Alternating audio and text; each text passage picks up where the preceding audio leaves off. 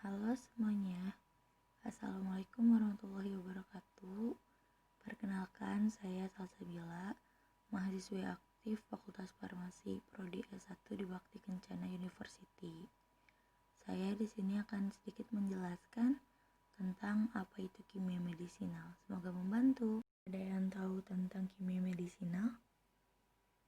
Ya, secara umum, kimia medisinal adalah multidisiplin yang melibatkan banyak disiplin ilmu lainnya.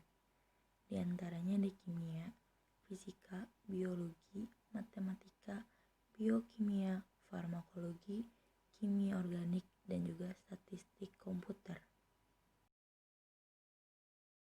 Dengan banyaknya pemahaman ilmu dalam kimia medisinal, apakah ruang lingkupnya luas? Ya, ruang lingkupnya cukup luas.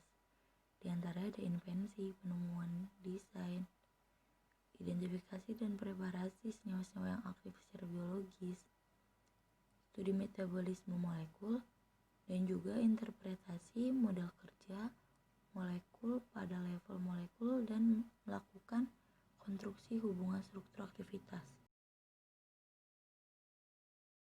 Kembali ke farmasi atau ke obatnya, definisi obat adalah setiap molekul yang dapat berinteraksi dengan sistem biologi dan menghasilkan respon biologis.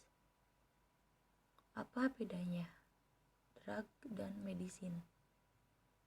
Dalam kimia medisinal, para ahli lebih menyukai dengan istilah medisin karena istilah drug itu memiliki arti yang lebih negatif daripada medisin.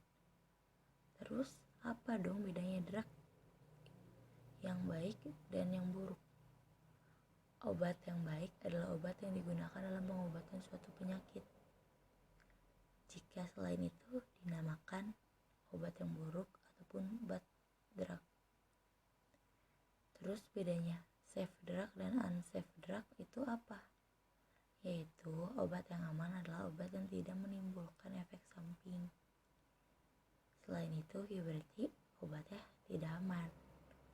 Sebenarnya ada kok obat yang benar-benar aman dan baik. Obat dengan racun. Obat di sini juga mencakup molekul-molekul lain yang tidak digunakan sebagai obat, seperti toksin dan juga racun.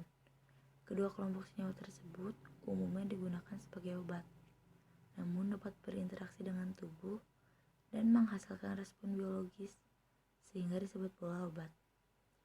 Toksin adalah zat beracun yang dihasilkan oleh sel ataupun organisme.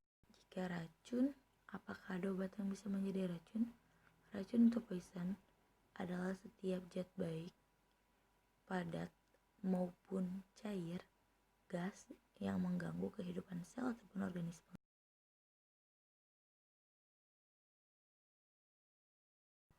Jika seperti itu, apakah ada obat-obatan yang benar-benar aman? Ada, diantaranya alkohol.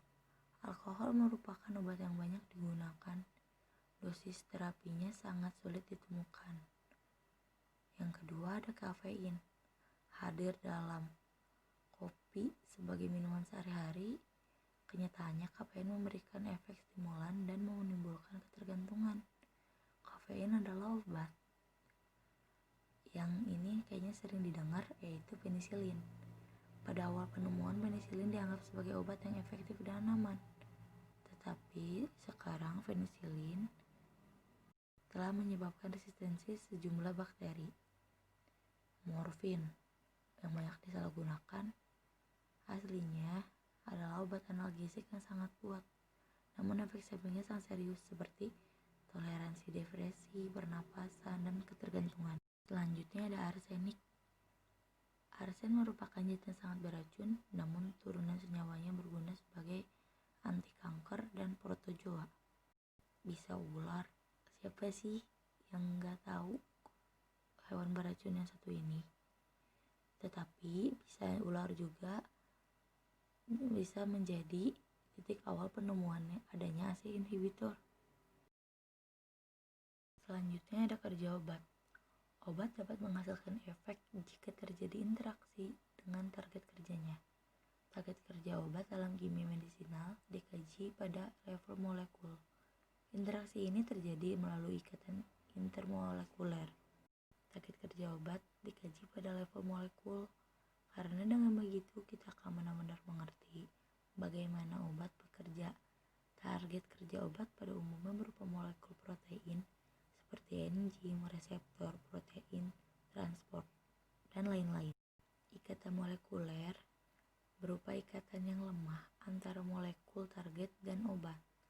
Ikatan ini dapat berupa ikatan ionik, ikatan hidrogen, interaksi antara dipol dengan dipol, ataupun ion dengan dipol, bisa juga interaksi van der Waals.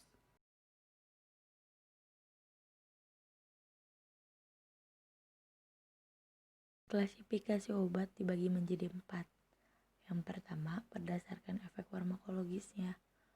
Obat dapat dikelompokkan berdasarkan efek farmakologisnya yang dihasilkan, misalnya ada analgesik, antipsikotik, antihipertensi maupun antibiotik. Jika berdasarkan struktur molekulnya, kelompok senyawa obat yang dikelompokkan berdasarkan kemiripan rangka struktur, misalnya beta-laktam, barbiturat, ataupun steroid.